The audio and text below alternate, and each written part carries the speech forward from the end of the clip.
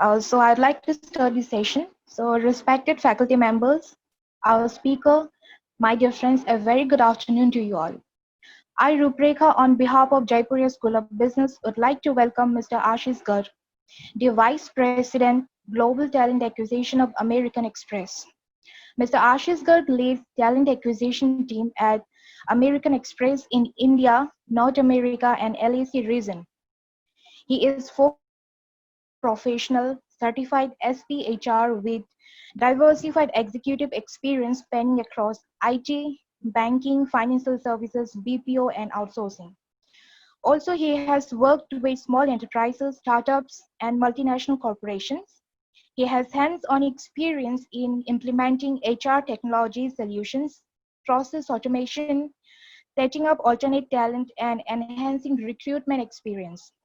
He has championed and extensively used predictive talent data analytics for resolution of talent management challenges. A warm welcome to you, sir. Now, I would like to call our Dean ma'am to invite our guest. Please, ma'am. On behalf of Jaipuria School of Business, I would like to extend a warm welcome to Mr. Ashish Garg. So without much ado, I think we should look forward to the session. So over to you, Mr. Ashish Garg. I think we all can welcome him with a thunderous round of applause. Thank you so much. My pleasure to be here, and thank you so much for inviting Anjali ma'am. Always a pleasure to be there. I think we've been talking about it for some time. 4 weeks ago, 5 weeks ago, we started to talk about it, but uh, today is the time. I think we actually started. So I just heard Dr.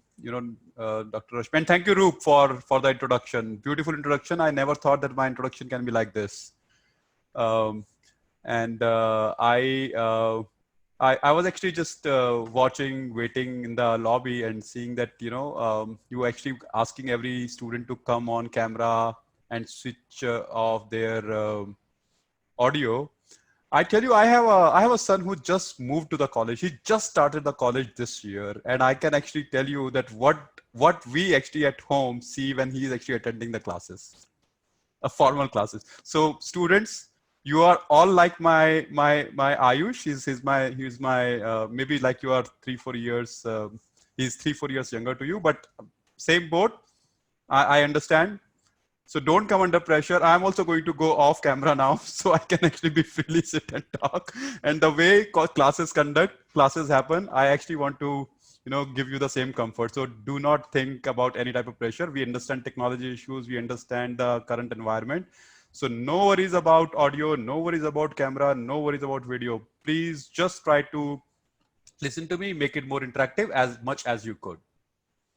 So with that, Anjali ma'am, with your permission, I would like to share the screen so that I can actually just talk about the agenda for the day. And I know that we have a group of students who are, I think, the postgraduate students. So the people who actually either want to pursue their career in management or in HR or at some point of time. So the today's topic that I'm going to talk about is more about recruiting.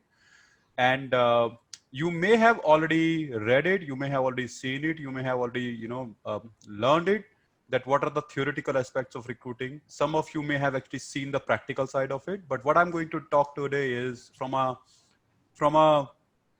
like we call it like from a slightly senior leadership level, that how do we see recruiting coming up and what do we see the future of recruiting evolving, because recruiting is not the way it was 6 months ago. Forget about 2 years or 3 years ago. It is just not the same as it was 6 months ago.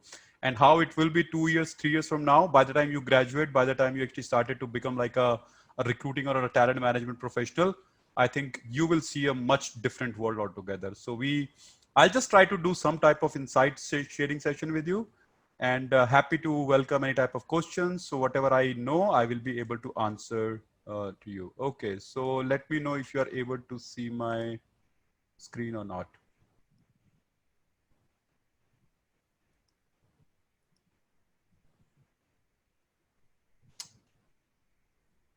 Quick, Roop, can you see my screen? Yes, sir. Yes, sir. Excellent.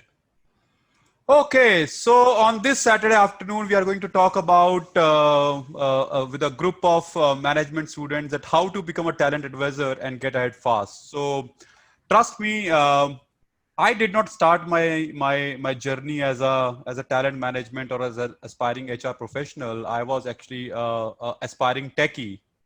I was actually pursuing my postgraduate in computer applications. And one fine day, while I was actually trying to place the students of my college as the placement committee team member, one of the HR manager who was my client as such, or who was my prospective employer, actually asked me and gave me only 90 seconds to make the decision. He asked me, Ashish, do you want to come on the other side of the table? And I was actually, when I say other side of the table, it was like, do you want to be on the HR side or do you want to be on the recruiting side? 90 seconds he gave me, and within 39 seconds, I answered him yes. So final year of my PG, I actually moved from a tech background, coming from an Oracle, a Java, C++ environment, to straight away become a technical recruiter and started to recruit people on the other side. So this is my interesting switch, and I think how we understand the talent, and this is not only the future. This the discussion that I'm going to have with you today is a lot to do about my own journey, my own experience, how I have seen various roles, how I have actually, seen companies, requirements, talent priorities, talent strategies over the last 20 years, evolving in a startup company to a fast-paced company to a large global company, to, for that matter, even learn from my peers who are actually, again, the talent leaders for different companies. So with that, the introduction that Roop gave me was just like one section of me, where she actually picked up something from my LinkedIn, which I think it was done by one of our PR agency, uh, and neatly done. I mean, when you read it versus when you actually listen to it or hear it somebody, it makes sense. So I really loved the way Roop actually described it. But beyond that, I'm a talker a lot, and whether it is a good, bad, ugly, I don't know. But I talk a lot. I love it, and people around me love it. So I'm fine with that. I'm a firm believer. I have actually faith in Almighty, or not only faith Almighty, but I actually have a belief. I believe in my leaders. I believe in the situations. I believe in the law of attraction, and I actually a firm believer with a positive outlook. I'm a student. Recently, I just submitted my papers to pursue PhD in a talent analytics space. I don't know whether that will actually go through or not, but hopefully, I continue to be a student, and I want to be a student of throughout my life. I don't know what after PhD if I get there. At the same point of time, I teach. I teach a lot. Not only that, I teach some subjects on talent management or HR, people analytics, career management, but I teach more about life. I teach more about the philosophy of life, the life skills, being grateful and being compassionate and humble. I'm a traveler. I mean, before this pandemic, I was actually traveling every alternate month, because if you uh, remember from my introduction that my portfolio actually expect me to travel across the LAC region, North America region, US, Canada, Brazil, Chile, Mexico, and then within India, not only for campus recruitment, but also for work. So we have offices in Bombay, Bangalore, Mumbai, Chennai. So I just keep traveling a lot. And in that travel, I actually try to find my own time, my me time as well. So which may not be with my family, but definitely I actually make my colleagues, make my peers, make my social professional circle people as my friends. I'm a fun-filled person. You may see my picture with a guitar. It's not that I play a very great in a great band, but definitely I love some type of music, picking up the instruments and just like knocking them down. But above all, I'm a very lively person. I believe in life, live in today, and a very lively, full of life type of person. So this is just my overall introduction, in addition to what you just saw on LinkedIn or what you just like heard from Roop. Moving on, before we jump into the discussion today, I just want you to do a very quick activity with me. And I know we are around 50, 55 people. This will not take more than 2 minutes, 3 minutes. So if you actually use your mobile device, computer, whichever device you are in, go to menti.com. I'm doing it as parallel as we speak. Go to menti.com and I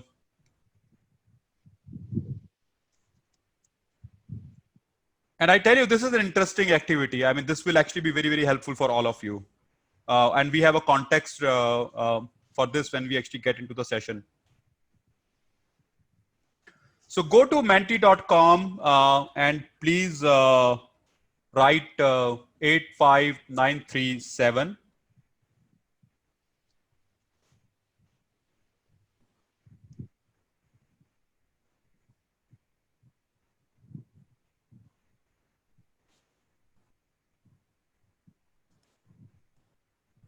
Yes, the responses have started to come in. Please do that, and I will try to share the screen here so that you guys can also see what is coming up here. Only 4 responses so far.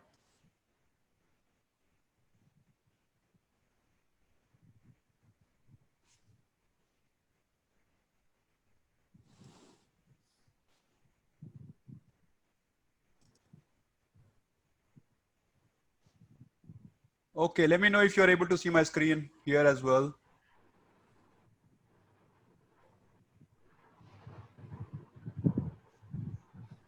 You mean on the Mentimeter? Not yet. Are you able to see my screen, Anjali ma'am? Like Over here, yes, but not on the Mentimeter, is it? It says, please wait for the presenter to show the next slide. But next slide, yes. Next slide is fine because we are on the first one only and I have only seen 12 responses so far. I'm just waiting for 30 more seconds. I can see 5 blue bars over here. Excellent. You will see those 5 blue bars and once I actually go to the next screen, then only you can actually see. I have 17 responses so far, guys. 20 more seconds, and then I will move on to the next slide. Quick, people, quick. Doesn't take you long. Amazon से कुछ खरीदना है तो बताना, discount है, super discount है, कुछ भी खरीदना है सब पे 30-40% मेरे पास 1000 रुपीज की कूपन है, टीचर्स डे के दिन मिली थी अमेजोन। तो अपने हफ्ते का wait Mira ji, please keep yourself on mute.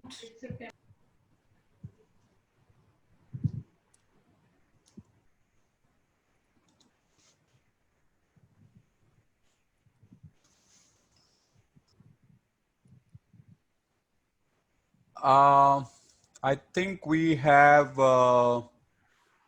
some of the people doing it, but anyway, so no problem. I think I'll just see the results here, and I'm not sure if you guys is gonna see it. I think we have around 20 responses. I expected to be around 40 or so, but that's fine. So when we actually as a management student, maybe you are you yourself is a job seeker at some point of time. You may have actually talked about how you actually pursue an opportunity with any job, any company. What are the things that matter to you? What do candidates expect from their prospective employers? That's a very interesting perspective. Every job seeker, every corporate professional, every recruiter, every talent management, every HR professional, they have this most critical question that what candidates expect from their prospective employer and what do they actually have to answer to make to win in terms of win to the talent space. So I see most of the people talk about career growth, work-life balance, job security. Not many people talk about top company brand or compensation as such. And I tell you that these results, whether this is a representation of a group of 25 people or a 40 people or a 60 people, I don't think that this changes a lot. I have seen when I go to the engineering colleges, IITs or those type of engineering, I see the similar pattern, similar behavior. Nowadays, when 10 years ago, we always used to talk about compensation. We used to talk about brand, like the iconic brand of the company. we have started to think more about career growth. We have started to think more about work-life balance. And that's what the last 5 years, and especially this current normal situation, the new normal, has actually given us. Everyone in this age, we call it millennials, we call it Gen Z, we call it even people like me who are the Gen X. Everybody actually now think about more from a work-life balance standpoint. And this is not the exact agenda for our today's conversation. I think I'll go back with my original content now. I just wanted to pick up this just to talk about that, how we actually see this coming together and how these things are there. And in this view, like we talked about, excellence, compensation benefits, work-life balance, top company brand, security, and career growth. These are the top 5 things which are very, very common across. Even if you talk to your professors, even you talk to your other um, prospective employers or your mentors, everybody will actually just have the conversation around these 5 topics. I think, is there anything beyond that? Maybe like a company's reputation, or maybe which again comes under the brand as overall. One thing that we actually generally miss talking about, and I really, really wanted to spend some time on this perspective, that when we talk about compensation, we talk about career growth, we talk about brand, we generally overlook some very, very meaningful value propositions. We actually do not think so much about what is the long-term strategic perspective of the company. What is the company's 3 years long-range plan, like 2 years, 3 years, 5 years type of planning, and how the company actually, going to be in business, because now the market is very competitive, especially these type of situations which are unforeseen, again, create a lot of pressure. We also do not talk so much about inclusion and diversity. We talk about career growth, we talk about open communication channels, but we talk about teamwork. But I have not seen, students in the college talking about inclusion and diversity, which is the most important part. And I'm going to talk about that in detail today. We talk about work-life balance, but work-life balance is not necessarily your flexible work arrangements. I think the situation that we are in today, when we talk about global citizens, when we talk about, doing remote work, when we are talking about doing all virtual work, I think the flexible work arrangements is very, very important. When people have to take care of their social life, people have to take care of their continuous learning, people have to take care of their higher education aspirations, or maybe some type of other dreams that they want to pursue. I think the most important part is that we also need to see that the companies that provide flexible work arrangements, and then more important, well-being, whether it is health well-being, whether it is mental well-being, whether it is physical well-being. So the employee well-being, which again, I have not seen people talking about it, is definitely again a overlooked proposition. We talked about career growth, and most of the people talked about career growth, but no one actually generally talk about that career growth is not only like a growing the career, getting promotion and accelerated path, but the things are changing and it's coming more towards career development, upskilling. How do you actually, stay abreast with the new technologies, new skills, new requirements, which your company or the employers or even the professional organizations are actually keeping you in up to date, so that you are not out of the market, you are not out of the professional world, even from a personal space standpoint. Also, you continue to learn and you continue to grow. So these are some 5, 6. I think. When we talk about those 5 attributes and how the progressive organizations are actually talking about it, I think I'm not going to spend so much time. We all talked about the same thing, where people get decent pay, people get opportunity to communicate, inclusion, they are heard, they have flexible work arrangements, and they get to think about from an overall well-being. And I think that's how the progressive companies are moving there much faster. I'm not talking about like progressive companies, which are only the American companies or the Western companies or the global multinational organizations. Progressive companies could be smaller startups. Progressive companies could be like large Indian organizations. Progressive companies could be like entrepreneurship setups as well, but it just need to have a progressive mindset. And as the managers for the future, as the leaders for the future, it is our duty, it is imperative for us to learn that how the progressive mindset actually has to evolve. We can't actually complete any session without talking about the current pandemic situation. I think we talked about how the value propositions are overlooked, but when we look at the current situation, VUCA world, I think I remember this VUCA was coined sometime in 2010, 2012, when I was like in one of the Deloitte forums. I actually heard that word first time, VUCA, and that actually got my attention. That what does this VUCA mean actually?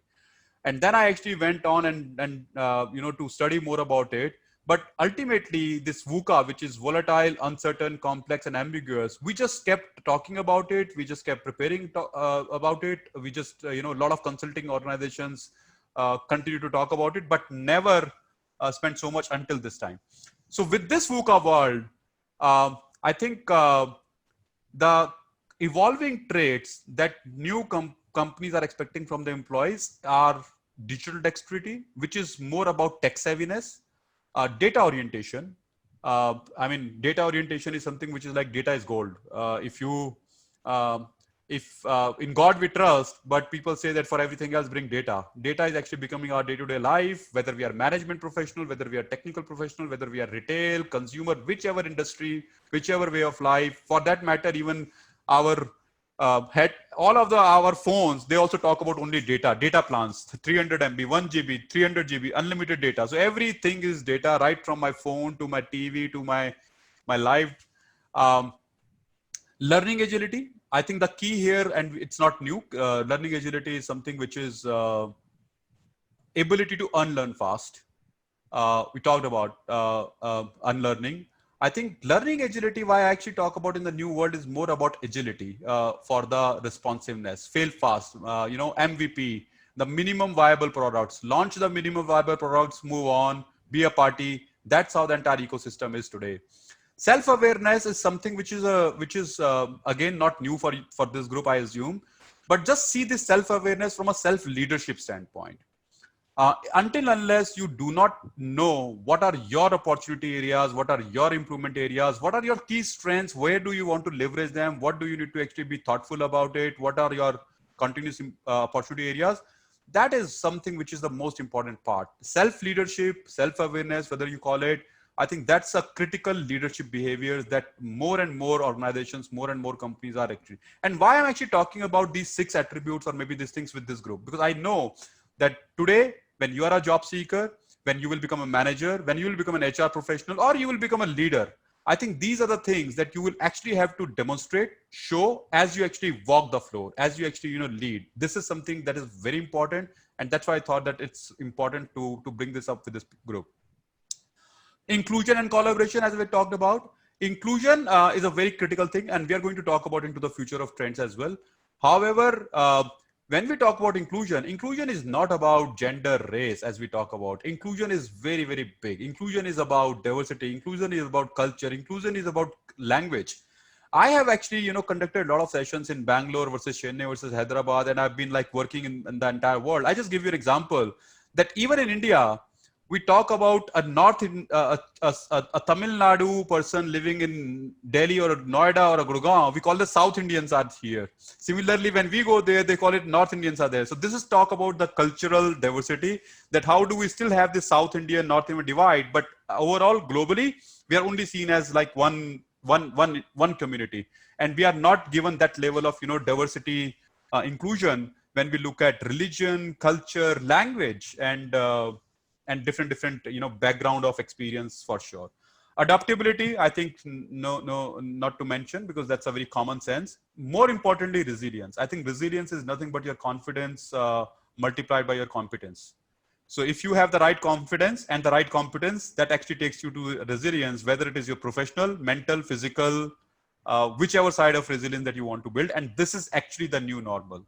And I'm not saying this, I'm actually presenting this with research from so many research papers, so many insights that have been participated, so many forums, meetings, events that I have actually participated, and also from my own experience of last 2-3 years in this fast-paced changing world, especially in the last 6 months. So I think these are the 6 attributes. Please note that this will be your key, even when you actually go for an interview, write your resume, take an interview, hire you for your team, whatever you do. I think these are going to be your lifelong thing, at least for the next couple of years.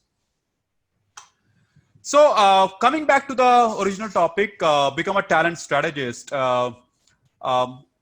I think this one is going to be more about talent acquisition as such. I have a talent strategies is like a holistic HR aspirant, whether you are into the HR side, L&D, performance management, comp and ben. But right now for today's conversation, I'm going to be more focused on the talent acquisition side of it, that how the new life of a recruiter is actually evolving into the talent strategy side. So what we talk about is, and I think this is like a program which I generally do when a lot of people are there. I actually ask a lot of questions from the group, and so I will actually, we have just taken like half an hour. I'll go a little slow. If you have any question in between, please stop me. Please ask the question wherever you have the question. Do not wait until the end, because then if you wait until the end, it will actually lose the steam. Don't worry about the content. I'm in no rush to complete my presentation. I can send it to you. I can do a follow-up session, but the focus and the impact of this session will only come if you stay interactive and you actually ask the right questions. Recruiting 2022, hashtag future of recruiting, hashtag smart recruiter. There could be 100 more hashtags. I don't know, but what is actually evolving, which I actually see, that recruiter become, when I say recruiter, the talent acquisition professionals become talent advisors when they actually demonstrate the advisory to their hiring managers, for whom they are actually, servicing, who are their immediate customers. But at the same point of time, they demonstrate candidate advocacy. It's not about filling the job. It's not about finding the right, candidate for the job, but it's more about finding the best match from both sides.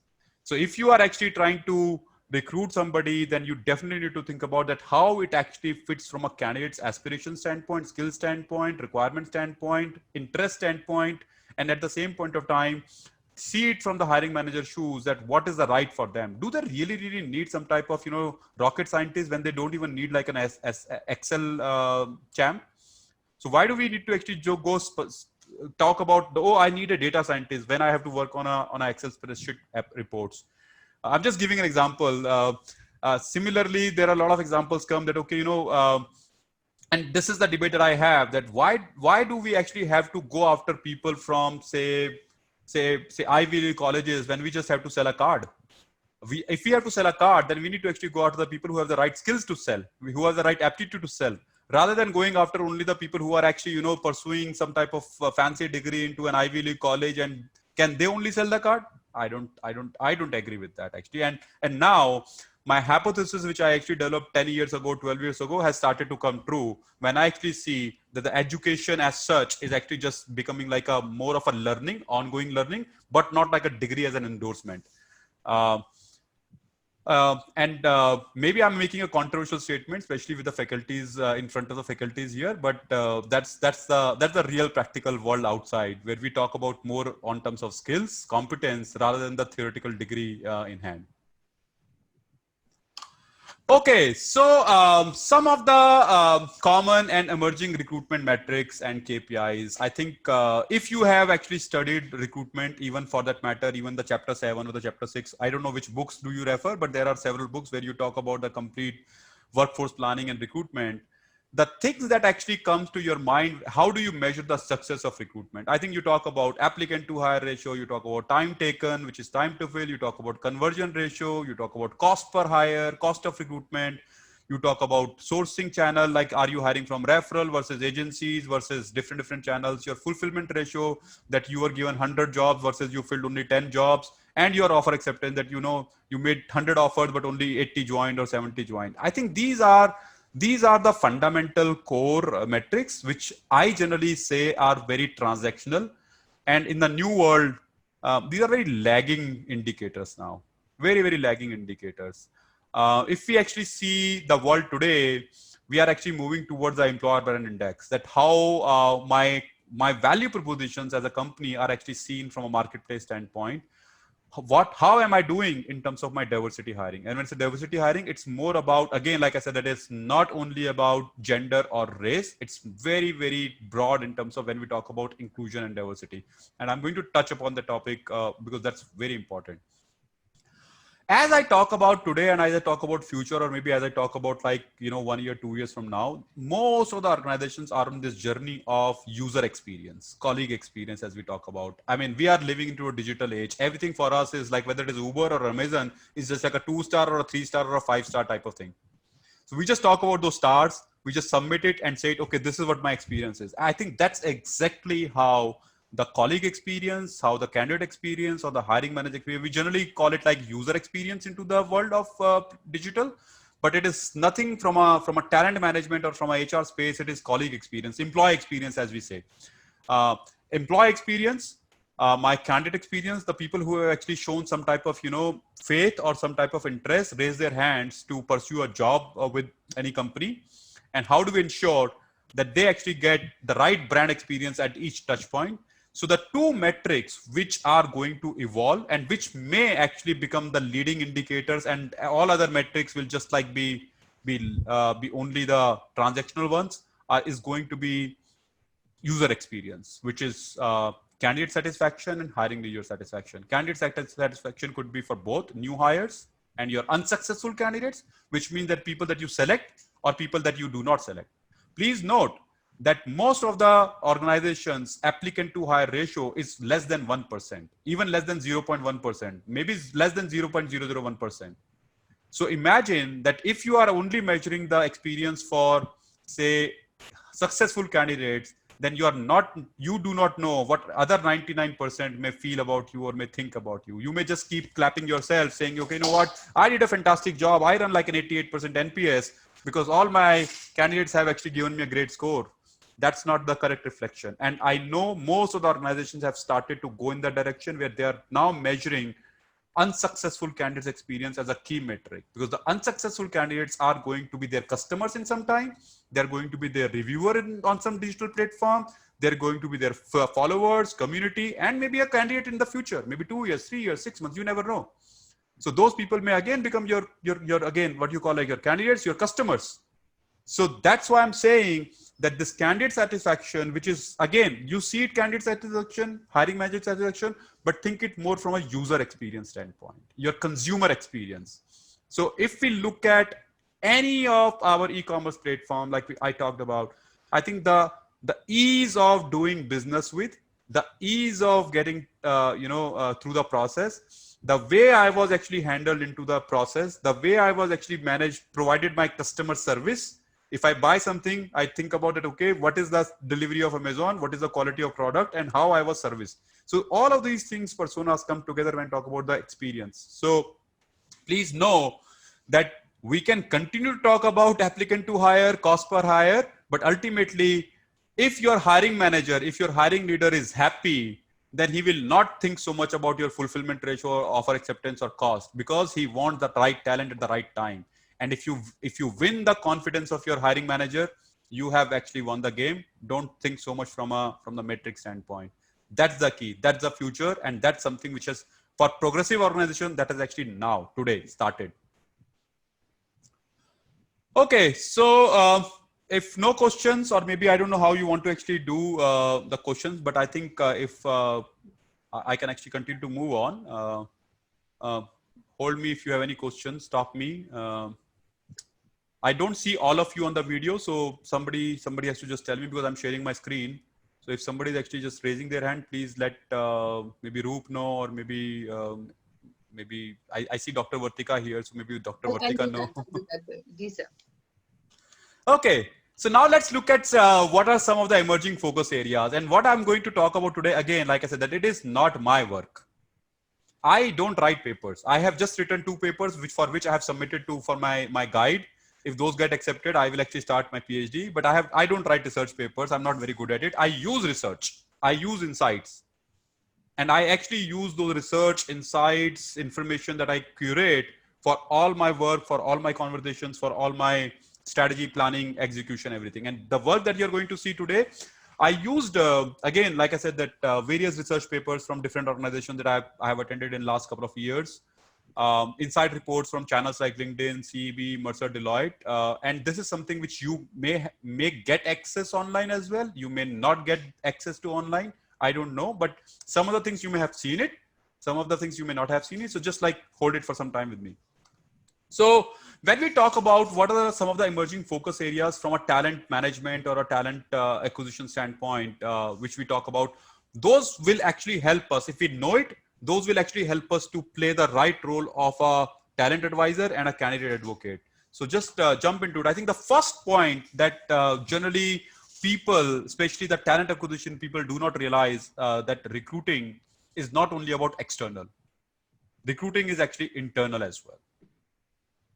And now more and more of the recruiting is actually happening internal. I think in 2020 or 2019 as well, internal recruiting was picked up as the biggest global trend in the talent space. People do focus on external. People talk about that, I need to go out, I need to do brand, it is my cost of hire. Because if you look at all the metrics, every metrics was like more about applicant to hire ratio, cost, channel, time to fill, everything related to, and everything was focused more from an external hiring standpoint. But now the gears are shifting, or maybe I would say shifted. People generally talk about not only buy, but people talk about build. How they actually build talent versus buy talent. Because buying talent is more in terms of, just go acquire talent, they get ready-made people. But then there is a culture issue. Then there is a risk of, the talent, I would call like, growth or maybe talent fitment. However, now I see that more and more companies, and this is something which I'm seeing now, but I started to practice like 5-6 years ago when we talk about, how we are actually seeing that the internal talent is becoming my ground for recruiting. When I say my ground for recruiting, in terms of, that as an external person, I go out, rather than going out, I see internally, okay, who are the talent?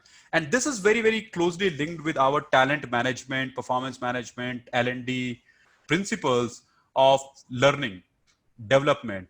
Because now we have started to talk more about upskilling, cross-skilling, because skills are not going to remain same 2 years, 3 years from now. I mean, what the skill, even from a technology standpoint, the skills that were actually required in 3 years ago, I don't even see those skills are there now. I mean, every day the new skills are coming. Now we are talking about the skill is not even big data. We are actually talking about blockchain. We are talking about crypto. We are talking about microservices. We are talking about a different lens of maybe virtual, augmented reality, virtual reality. So 3 years ago, we were talking about big data. We were talking about AI, ML. Now we are actually talking about blockchain, crypto, VI, AI. And even from a softer side, softer skill standpoint, we used to talk about teamwork. We are not talking about teamwork. Now we are talking about inclusion. We are... Ashish, I have one query. Everybody talks about usage of AI, usage of blockchain, crypto, and everything is there. AI. So usage of AI in HR. So here, how we do it and how you people implement it. Actually, we teach it like in HR analytics, we teach it. But then how do we implement it actually? Maybe just hold for me, hold with me for another 15 minutes. You will see it today. You will see my perspective today. Okay, great. So talking about internal recruiting, I think the second priority that we actually look at from a trend standpoint is diversity. Again, I don't want to just keep talking about it. We know that this is like all over. Everybody's talking about it. I think what is important for you to see is that diversity inclusion is not only restricted to diversity inclusion. It's more about belonging now. So we started to talk about diversity 3 years ago. Today we are talking about inclusion. Trust me, 3 years from now, we will be talking about belonging. Many organizations are talking about belonging today. But then this diversity and inclusion will become belonging, and that day is not too far, not at all too far. And I'll tell you what is the difference between a diversity, inclusion, or belonging. That's also I've captured to just explain you with an example. The other thing that why companies focus on inclusion and diversity, definitely to improve the culture, which is actually more diverse mindset, more better collaboration, more challenging the status quo.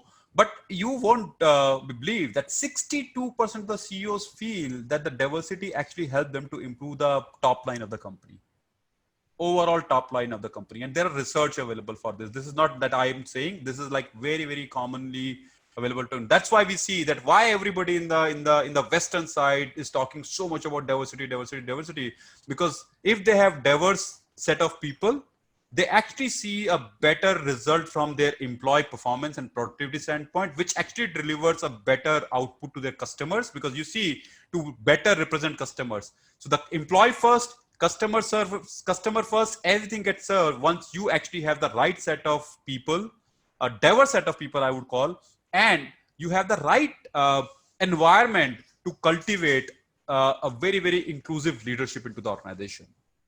The third is actually the third trend that I see more is again may not be so new, but you may see it is not new. The way we do it, that's new.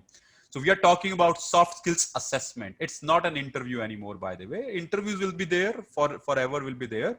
But as we talk about how those skills assessments are actually done, what are the new ways, how actually organizations are giving, space or place to the psychometric or versus the performance profile assessments, gamified assessments. I think that's the new world. However, the soft skills which you see, creativity, persuasion, collaboration, adaptability, time management, are definitely going to be there. This is not, again, LinkedIn said, but I think Deloitte also said the same thing. EY said the same thing. McKinsey said the same thing. Any research will say the same thing, that these are the top 4 or 5 skills which are actually evolving as we look at it just before the pandemic. What got added after the pandemic was resilience. Because resilience all of a sudden became the hot word, right? The time when we actually got into this pandemic and we started to come back, then everybody wanted to be talking about resilience. I think that's how the resilience also started to come up. But how do we measure that? How do we assess that? I think that's something which is very, very different now, will be different 1 year, 2 years from now, because of the use of technology, use of AI, and use of machine. I think the next important part, which you all should know, and I talked about, the data is gold, that and people analytics, as you talked about, Doctor, that people analytics, everybody's talking about it. People analytics is actually in the mainstream because people analytics or data makes us powerful. We know data, we feel powerful, we feel comfortable. That gives us the feeling of power. I don't know what is the quality of data, but we actually say that, okay, if we know data, if we have data, we have the power. So I think that ego massage, the ego boost, without having the right quality of data or the right interpretation of data, definitely actually kills us. Everybody is actually talking about data, people analytics. And in talent acquisition space, this is actually going to the core, very, very core, use of it, making models out of it, even not only talent acquisition, the entire talent management part of it. So whether it is talent workforce planning, to assessment, to recruitment, to interviewing, to even upskilling, to even training need identification, doing the performance management, understanding the company pulse, everywhere we are using data today. And that's not only restricted to talent as a acquisition. The last thing that we seeing is the trend I'm going to talk about today is the use of AI, which is actually the secret workhorse. Today, it's not mature. It's actually, I think, picking up.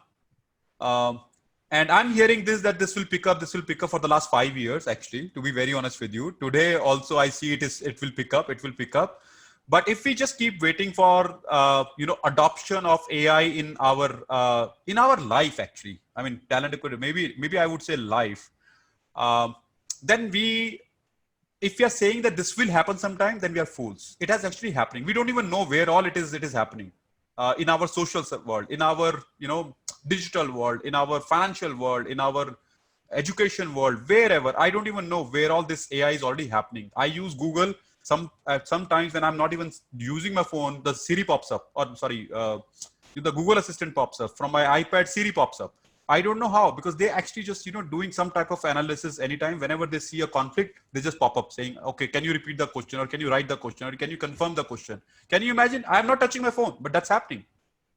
So what I'm trying to say here is that if we are not giving, or if we are not realizing, or we continue to say that, okay, AI will come, then we are actually the fools. AI is already here. We just need to adopt AI and let it mature. But if we do not adopt and do not let it mature, then that can become like a very, very, I would call like a bad situation for all of us, for the humanity to be in. When AI is not matured, chaos everywhere, bias everywhere, and we don't know what is to be done. So for the conversation today, I will talk about AI from a recruitment, from a final standpoint. I'm not going to make AI as a matter of 3 hours of conversation only today.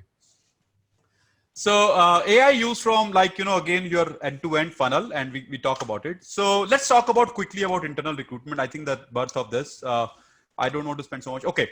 So the first benefit of internal recruitment is actually the cost savings, which is the most important part. Again, it is not a recruitment cost, by the way. It is actually the cost of making person productive, cost of backfilling, cost of producing or doing business, and cost of operations overall.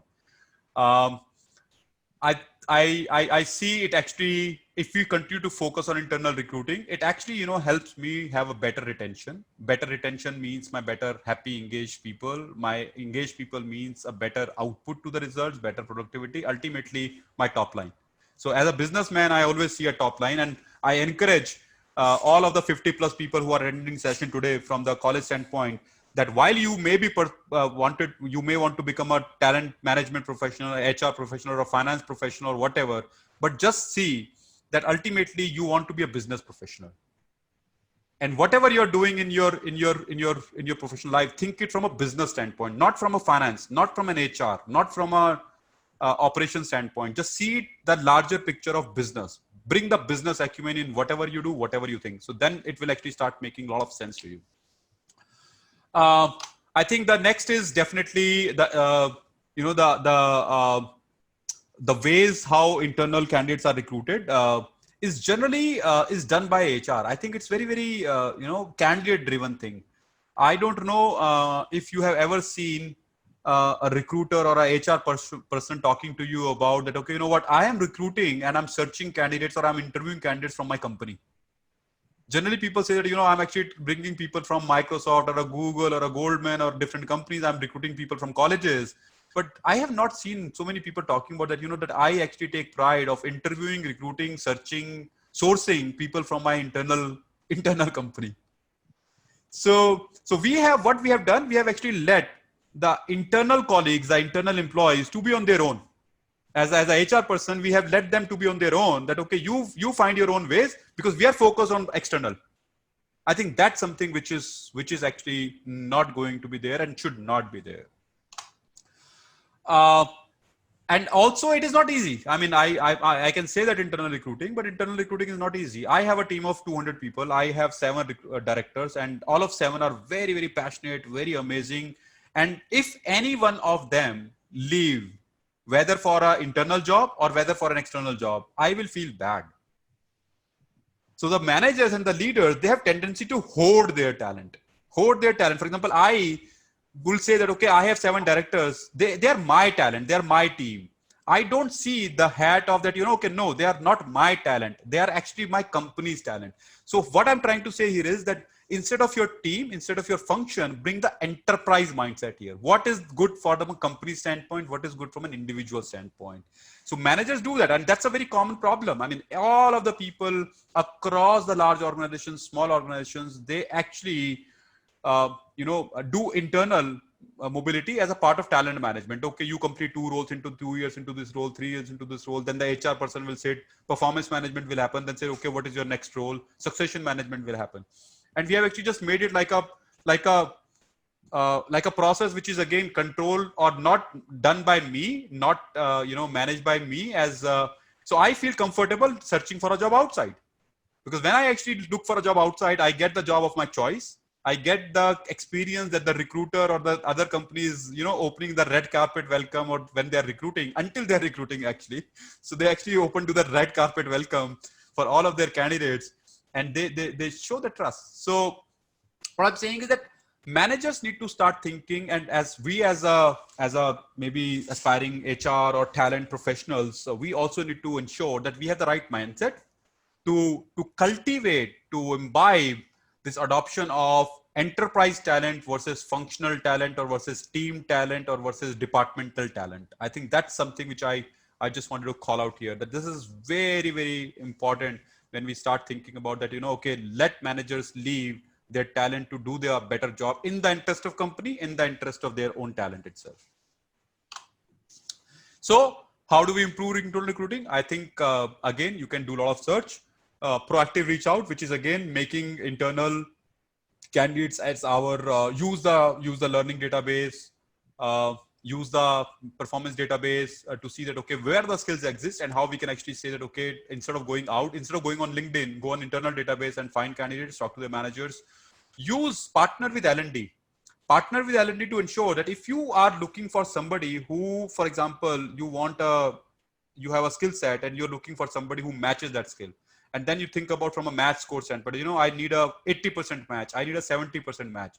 If you actually have that type of thinking, start working with L&D and say that, okay, how do you actually identify those 60% match in the company and create the talent for next 2 years, that the 60% will become 80% or 100% match for your future talent requirements. And this is more, like I said, that is future. It can happen retrospective basis. It has to happen like future from now. And that is why I said that upskilling is a very, very critical part. And the people should actually think more about upskilling, cross-skilling, and not just say content that, okay, my company is taking care of my. More important, we already talked about it, I think give employees a great candidate experience. Do not think that your employees are not your candidates. Do not think that external candidates are only the external candidates. I think internal candidates, and this is my very personal experience. I'll give you an example, not a specific example, but a situation in that for 100 people when they apply, and the 100 people who are external, I select one, I reject 99. If the 99 people are not happy, they do not touch me. I mean, so much. When I say touch me, they do not impact me today so much because they are not my internal employees, right? They will be internal employees. They will be customers, which we have started to realize. But imagine if there are 10 internal employees have applied for a job, one gets selected. If I have not given the right experience to those 9 in terms of the feedback, in terms of the process, in terms of personalization, then imagine then you are actually creating a dissatisfied workforce within your company of those 9 people, and those 9 people will become the multiplier to influence other existing colleagues, which means you are actually doing harm to your entire culture or the environment of the company. So in that fashion, in that sense, it becomes very, very critical and more important for us to talk about the experience for colleagues, which is employee experience, even in the recruiting process, to be the epitome when we talk about, the recruiting as a cycle or talent management as a process here. So we have a few questions, Ashish. Do you want me to put it right away, or should we? Wait, Like at the end of the question? Yeah, we can actually take the question if there is a question related to. Yeah, because it's related to the topic what you are right now. Okay. So Priyanka is saying, sir, but with a more internal recruiting and less of external recruiting, wouldn't be job opportunities for freshers get decreased? No, absolutely not. Internal recruiting versus external recruiting is a matter of churn. It's the matter of growth.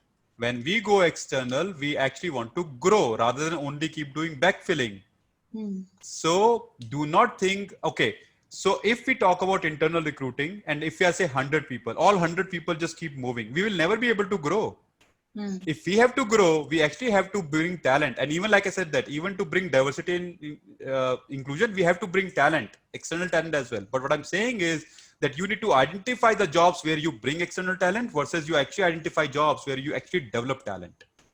So not at all. I think, and as I said it, I think I maybe not in this session, in this session, but even from an external standpoint, if you actually have the right behaviors and you actually talk about the right skills that we are looking from a corporate standpoint or from a workplace standpoint, which is the future of skills, I don't see that the freshers or maybe any type of person, not only freshers, the people who are into the mid-career as well, they can go out of the job.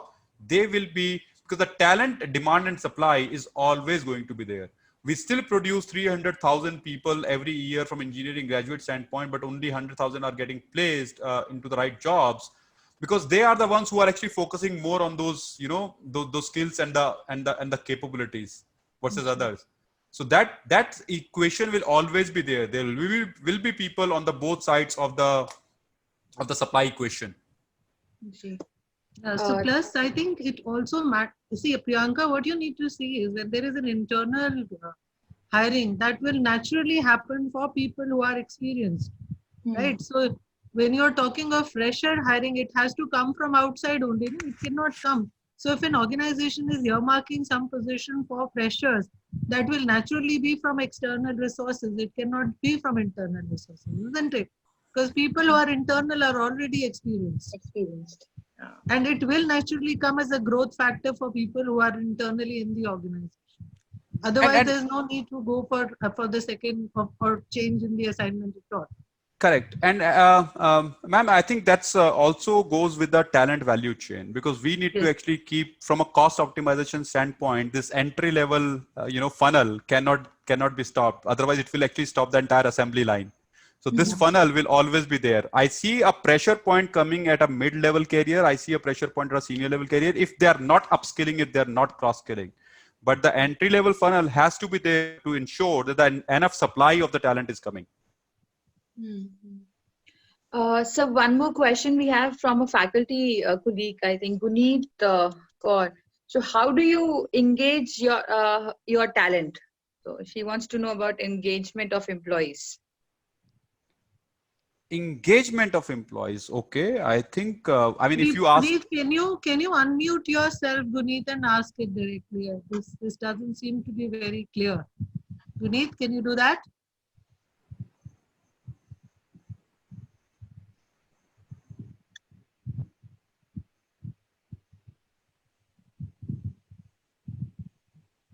Okay. Maybe we can move. She's fiddling with it. I do not know why she's not able to do it. I can see Guneet trying to unmute herself. Maybe I'll come back to you, Guneet ma'am. Guneet ma'am, I'll come back to you. I'll come back to you. I think I'll just continue to move on and I'll come back to you. Don't worry. So we talked about diversity. I think I'm just moving on in the interest of time, and as the questions will keep coming in. I think we talked about diversity. One thing which I actually talked about, the difference between diversity, inclusion, and belonging. I think just read. I mean, I'll take a 20 seconds break here and just read that what is the difference between diversity, inclusion, and belonging. And I don't even have to say a word there.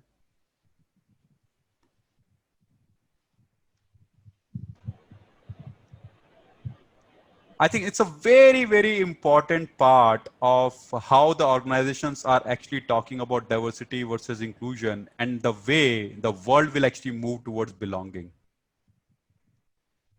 It's a very beautiful example. I love it. I use it everywhere. And again, it has come to me from someone, but I actually just like take a lot of kudos by talking about it, by actually presenting it, showing it, and giving examples of it. Then how we talk about that belonging is the new world of diversity and inclusion, which is actually being the right way of diverse. Not the diverse from a checkbox standpoint, not the diverse from a data metric standpoint, but diversity in the true sense is just by having a very, very inclusive culture where people belong to, and people actually, like, okay, they say, I belong to you, you belong to me. So I have a question. Yes, Dr. Rashmi. Sir, in your organization, do you promote diversity with respect to differently abled people? Yes, we do. So what are the strategies you have to include those people? There are not strategies. We provide all of the accommodation requests. All our technology infrastructure, physical infrastructure is actually to support people, whether there's a hearing impairment, there is a vision, there is a physical like any type of disability. We actually provide the assistance. We provide the accommodation request. We have a differentiated recruitment process for that. It may be not for 100% of the jobs though, but there are a lot of jobs which have been earmarked for those type of categories as well, that okay, these jobs we give preference to them. In terms of engagement, we have tie-ups and partnership with some type of organizations which are working in this area, so that they know that we are there when there is a talent requirement or there is a need for them. So I have personally done that recruitment events. I've personally gone to recruit such people. Something fixed for those people? Sorry? You have some quota fixed for those people? No. There's no quota. I mean, 100% the roles can be filled by those people. But like I said, that we have some roles identified where they can definitely be 100% fit. For example, if there is a work requirement where I need somebody to do that particular job, then we actually do not provide that job. But there are more and more jobs. That's why I'm saying that we have created an environment in such a way that our jobs are very inclusive. Do you promote something like job sharing? Job sharing. I mean, what do you mean by job sharing as such? Job sharing is like a concept, like people, if they do not want to go for full-time job, they are looking for a way.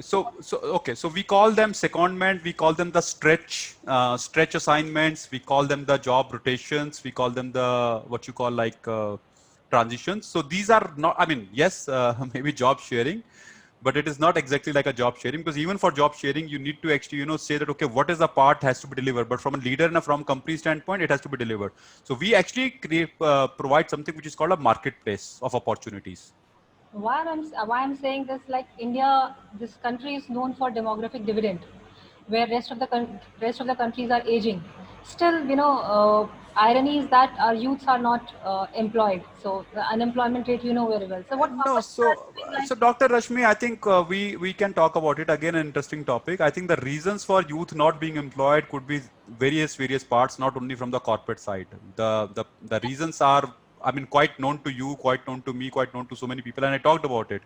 That if we actually talk about skill competence versus theoretical endorsements, a lot of things will actually change. The example that you are giving me, let me tell you another example from vocational colleges, from hotel management colleges, from ITIs. I see 99% placement in ITIs versus 30% placement in engineering colleges.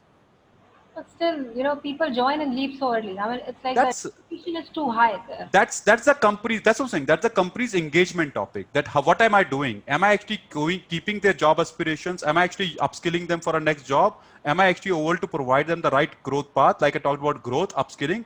Am I doing that? Or like I said, that there is a talent. One side you also say that people leave and some people continue to get jobs, and there are a lot of other people who are not even getting jobs. Yeah. So that's what I'm saying. This talent equation of demand and supply is so messed that we are not focusing on the supply side the right way. The demand is coming, but it's just like there are some people, they are in demand, they will leave, they join 1 year, they will leave, they get a better package, 2 years they will leave, and there are a lot of other people who are coming, they will never get placed. So think about it from again the point of demand and supply equation, which is actually into the big thing. And I say this again, that it is not only about the placement or it is not about the employment. It is actually more about focus on skills versus competence. And I'm giving you a very practical example. I've seen it personally. ITI, Hindi speaking people, polytechnics, they have a much better placement than an engineering college. But then again, I have I've seen the skill centers. People join and then they leave because I think Rashmi, that is more because of the fact that they are very focused on what they have to learn, and there is a continuous learning process over there where they are where they are regularly upgrading and upskilling themselves.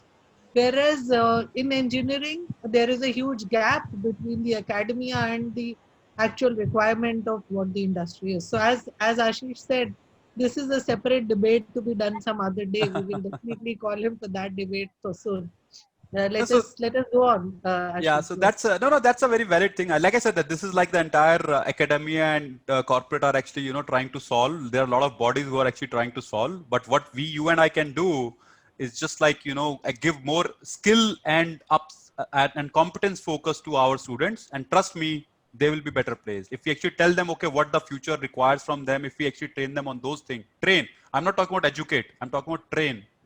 Then if you actually train them on those things, they will definitely have a better thing. Even the six competencies, leadership behavior that I talked about beginning, if people start to reflect them on their CVs, people start to reflect them on their interviews, trust me, the probability of getting placed will be 200% higher than the CVs without those words, interviews without those examples. And I use those things even in my interview and job search and coaching workshops, where I said that how do you ace an interview? I actually talk about those things, that how do you actually ace an interview as well? Because if you don't teach them well, train them well, they will just be, okay, anyway, sorry for that, Dr. Rashmi. I think we can definitely have that, but I know that there are a lot of other people who, and I want to go there.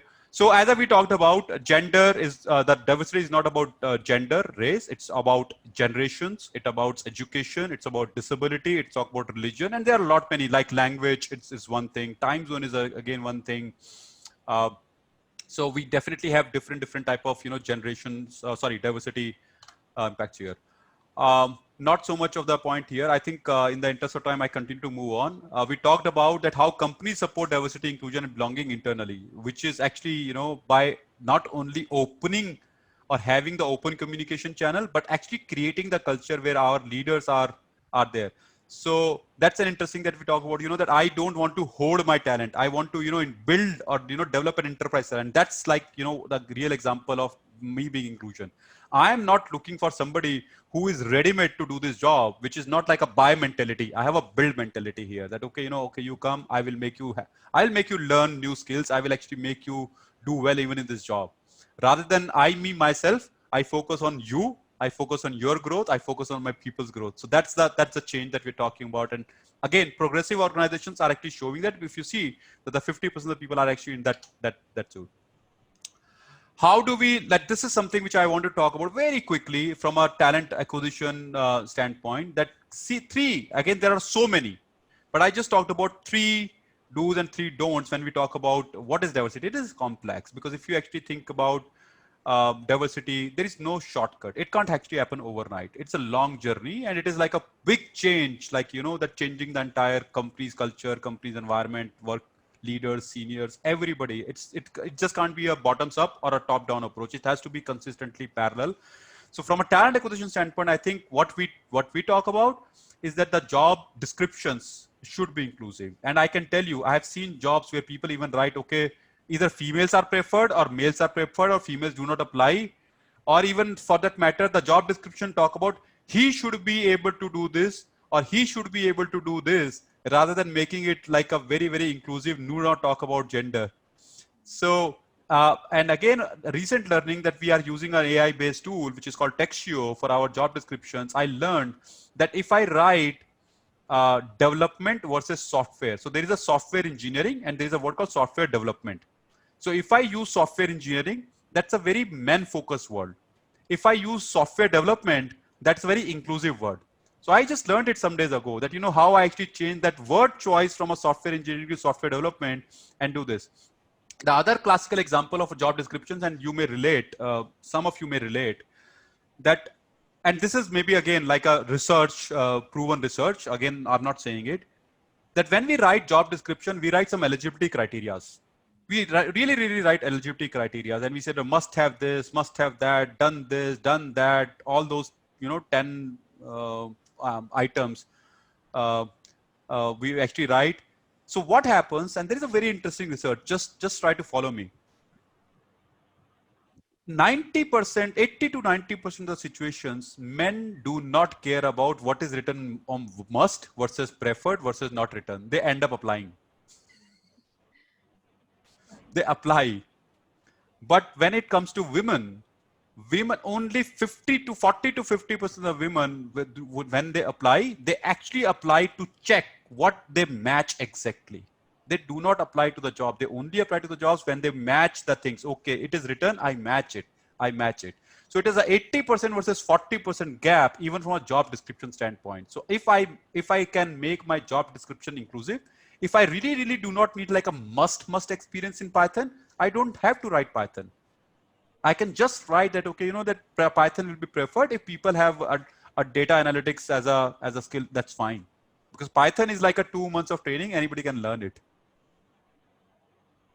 So anyway, I'm just giving you some examples of, what the job description can entail. And job description is the first thing that any person will see, internal or external, that they say, okay, whether they want to apply, they want to pursue this job or not.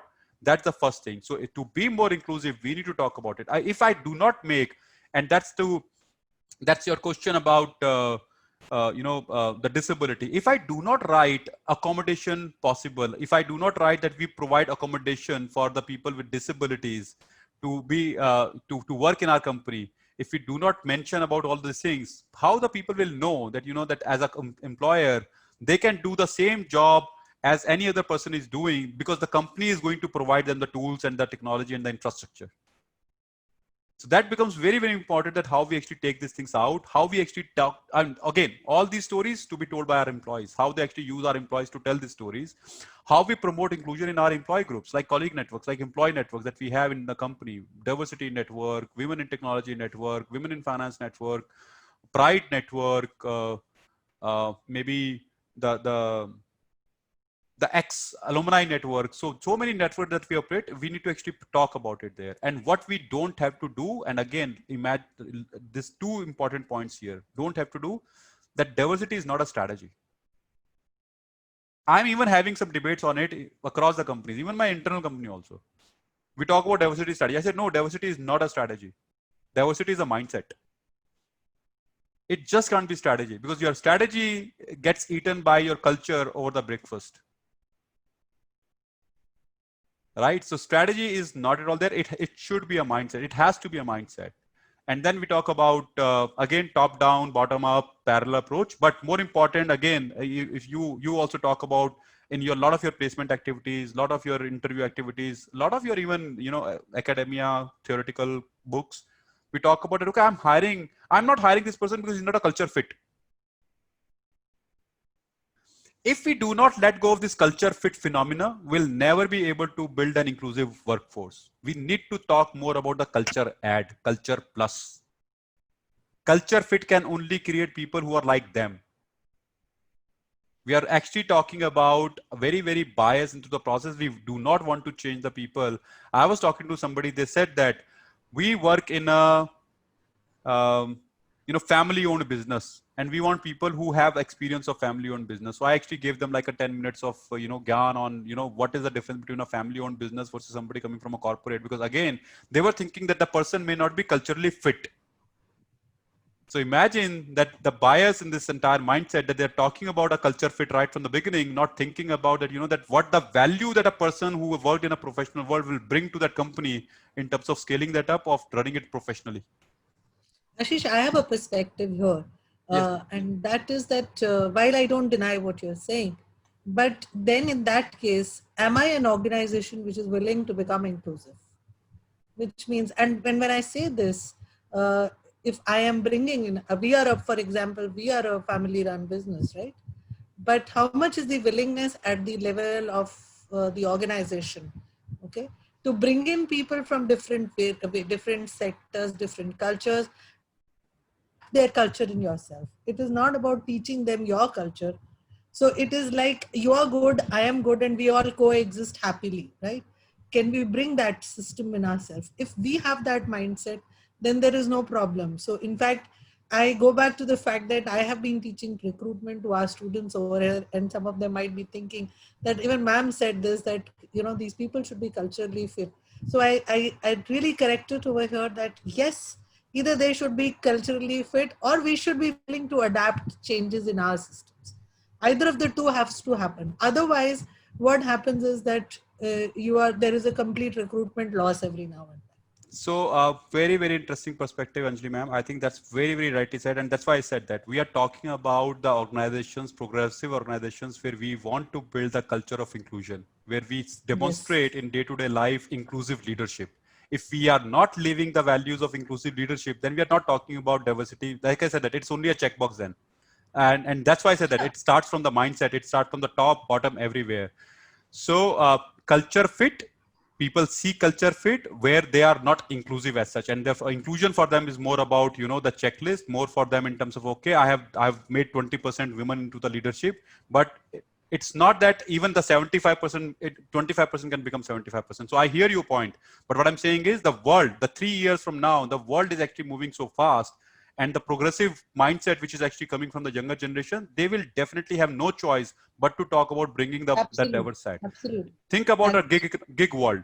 What do we do in a gig world when the full-time jobs are going to go away 5 to 10 years from now, and everybody will be talking about, like, employment will become employability. Instead of employment skills, we will be talking about employability skills. So everything will actually become the entire talk of that. Okay, I don't care in terms of whether you fit my culture or not, but you add to my culture.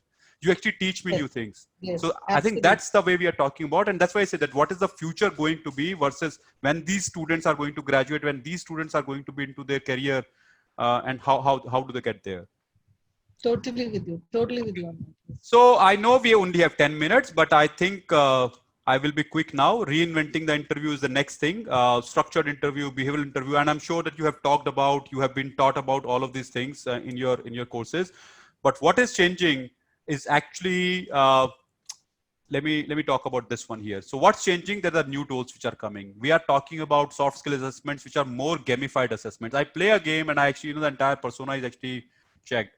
We talk about job audition. Job audition is like your, film, movie auditions, your screen test. So you come, it is not at all an interview. It is just like an audition. And some organizations even offer the job audition when you actually come that, okay, spend 5 hours into the company, which is like, the realistic preview. They call it like the job preview. So rather than candidates coming and doing a screen test, they actually come into the company. They do spend 5 hours in the company, and a lot of companies are actually going there. So it's again, in terms of like 3 people taking an interview, 1 person taking an interview, this world is also changing. And now we are talking about video, but again, this world is entirely changing. And we feel bad if candidates are not interviewing us. So as an interviewer, I feel bad if candidate does not ask me some 5, 6 or 3, 4 questions and interview me about company, about myself.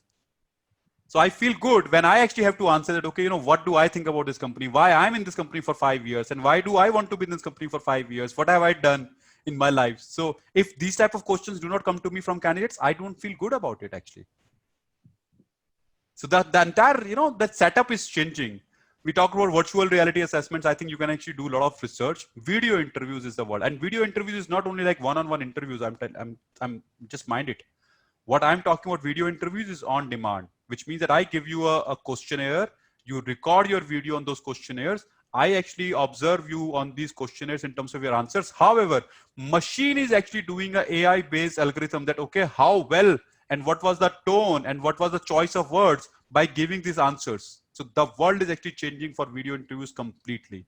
It is no more matching like a text matching of ATS on the AI. The AI to the next level is actually, and we are experiencing that. I did a pilot in my own company, 2 different tools that we use globally, and we actually used video assessments. How authentic is that, Ashish? Again, like I said that, ma'am, authentic, I can say that 80% of the scores were matched. I will not be, I will be honest. I think 80% of the scores matched. Like I said that if we start adopting it, it will become a normal. I mean, it will become like the mature. I mean, as we mature these machines, they will actually take the machines. Take an example that we go for eye. I don't know if I generally go for eye checkup, eye treatments. I have an old person, family member. They have actually done like some surgery as well. You know what? Doctors are not doing those surgeries. Machines are doing those surgeries. We have more trust on the machines which are there in the with the doctor when they were talking about computerized surgical versus a human-based surgical. We talk about auto. We are moving the world for an auto pilot, or maybe what you call like a no driverless cars. Yeah. So what I'm saying is that the world is definitely moving. I mean, sooner the better we get ready. So sooner the better we actually start adopting. When I say ready, start adopting and start experiencing it. I think my idea is not that we can actually change the world overnight. Like I said in the beginning, it can't actually happen. It will take its time, but it is not going to take 10 years as we used to think 6 months ago, or as we used to think last year, that this is still 5 years ahead. But now I can tell you, sitting on that side, that I see it happening now, and I see is moving very fast in the next 12 to 18 months or 2 years. It is going to be very fast. This virtual new normal pandemic, everything has changed the entire digital ecosystem, and it will be very, very fast adoption now. I think it's high time these students also understood this, that if they are not becoming digitally savvy, and it is not just savvy, you have to be digital experts if you really want to become employable tomorrow. Right. Otherwise, like I said, that data orientation. That's all call about data is gold. Digital dexterity. Digital dexterity is something that you understand digital, the way digital is actually. The way you actually use your phone, you know how to actually, use your communication in the same way that the machine can understand. You need to actually learn how to coexist with robots 3 years from now, 2 years from now. Your coworker, for example, my coworker, 2 of my coworkers are human, but 1 of my coworkers is robot. Yeah. So we need to actually learn the art of coexistence. It is not that the machine will kill us, machine will take our jobs away. It's a coexistence. And I'll tell you quickly on that AI part. I think I just need to spend a few minutes on that part. I think talent data we talked about. I think data. So I talked about all these 5 topics. I think the interesting part about data is this. And sooner you understand, good for you, that data is something we call it like garbage in, garbage out.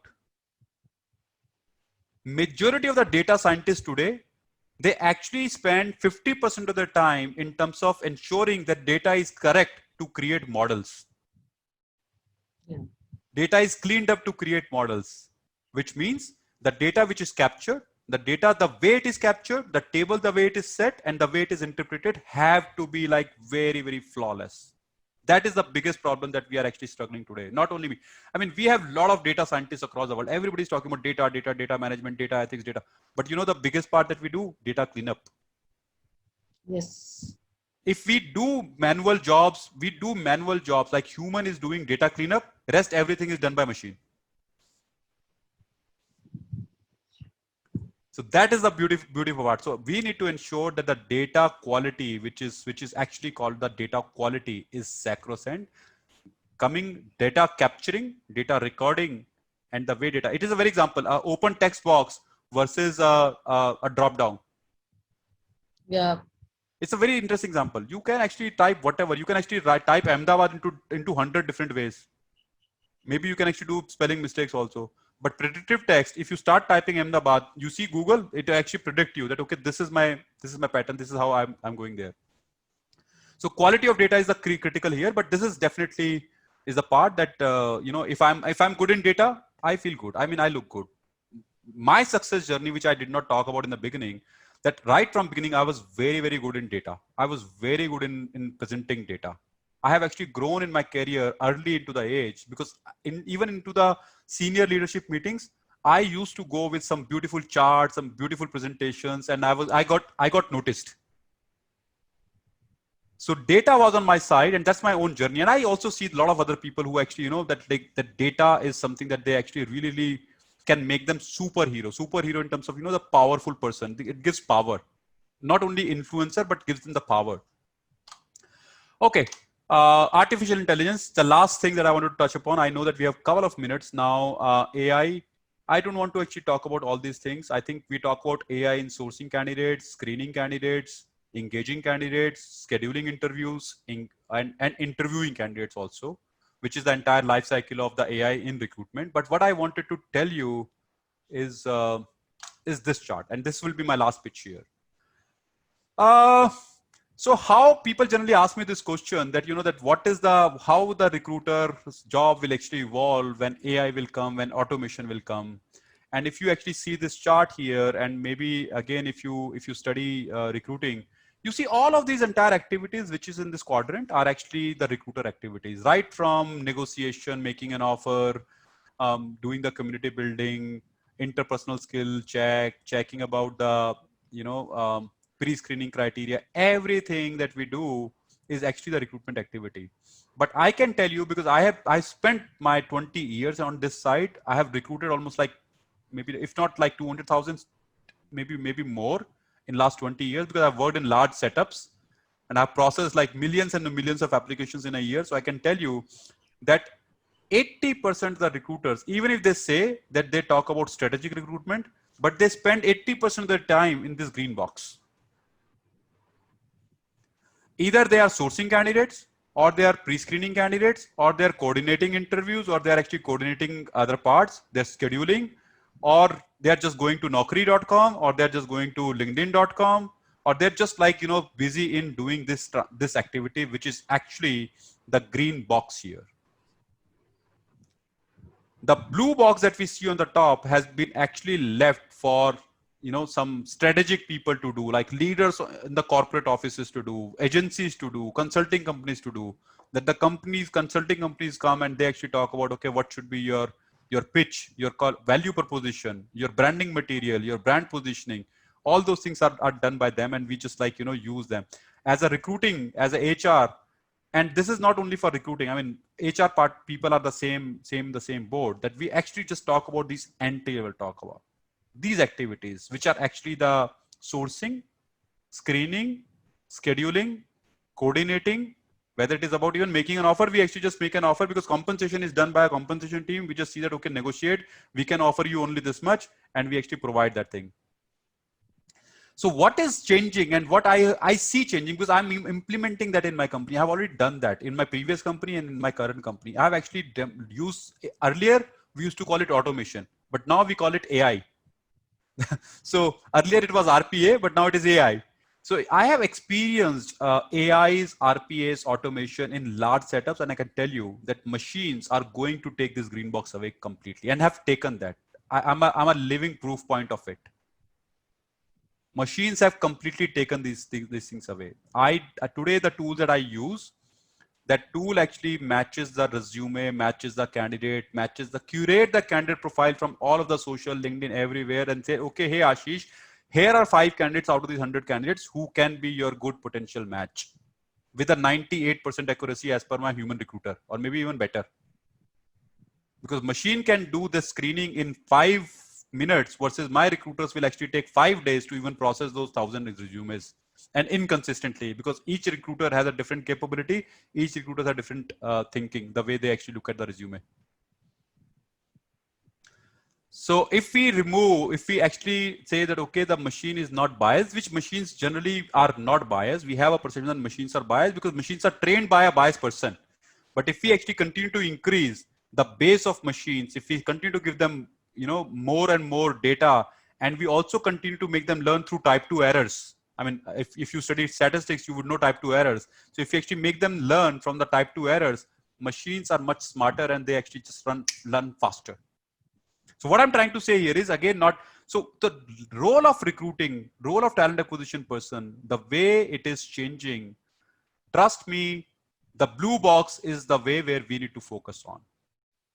If you are aspiring to be a future HR professional, even if you are actually aspiring to be a future leader, like a future hiring manager, you really need to learn the way that the bottom green box is something that will be done by machines. Today, it is done by some companies, but tomorrow it will be done by some more companies. But day after tomorrow, it will be even offered by job boards like Naukri.com. So Naukri will not give you 200,000 resumes database. Naukri will tell you, okay, I will give you 5 resumes, which will be the top match for your candidate, because they are also implementing AI. LinkedIn does that same thing. When I post a job on LinkedIn, LinkedIn automatically sends me, okay, hey Ashish, here are the top 5 match candidates who are in database. Do you want to reach them? I don't have to actually go and source, and I don't have to go and this. All things are actually done by machines. So all job boards are doing it. All ATS are doing it. So we just need to be focused that, okay, what is my sweet spot is storytelling, becoming a salesperson, taking my job out, talking about my value proposition, which means engaging with the talent and doing the entire colleague experience. So I think, Anjali ma'am, I've taken a lot of time today, like non-stop, 1.5 hours of talking. Yeah, some of them have skipped their class. They had a class at 3:45. Some of them have skipped that. That's all right. A lot of learning, I'm sure, and they are happy about it. That's it. I think I don't want to hold you again here. You can definitely reach out to through Anjali madam or through to me directly if you have any question. You want to have any specific topic to be discussed. I'm happy to answer you in detail. Ashish, I'm going to make a proposal to you right here.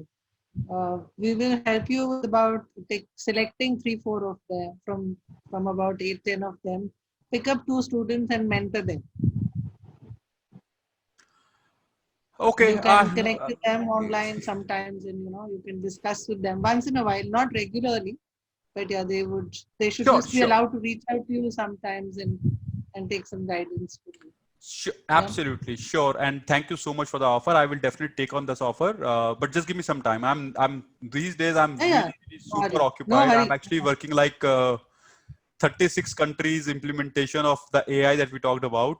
So we are just like going live with the. I'm sure we are in no hurry. We will take. But I definitely love spending time. And like I said, that if you want to drop me a note, I'm very fast, very prompt on my WhatsApps, on my messages. I don't see LinkedIn and all those emails and all that stuff, because I don't get to that side. There are thousands of LinkedIn messages. So don't fire me if I don't respond to your LinkedIn message, because I just don't get to see them. There are like many of So them if actually. they want to ask you some query, is it okay to send you mail on your Hotmail ID? Yes, Hotmail would be better, or even for that matter, WhatsApp is better, because I'm actually like spend time quickly on WhatsApp, but WhatsApp can be very distracting also. So mail is fine. Yeah. So I would request that we share your email ID of the Hotmail ID with them, and they Correct. can send some questions to you. Correct. Yeah. Thank you. So And thank you I'm so so much, sorry. sir. There are a lot of questions. I don't know. Now I'm seeing the chat. There are a lot of action No, happened I on the think chat. most of them Vartika has addressed with Yeah, you one I after another. Oh, great. Excellent. Thank you so much, Pratika ma'am. So thank you Appreciate it. so much, sir. It was really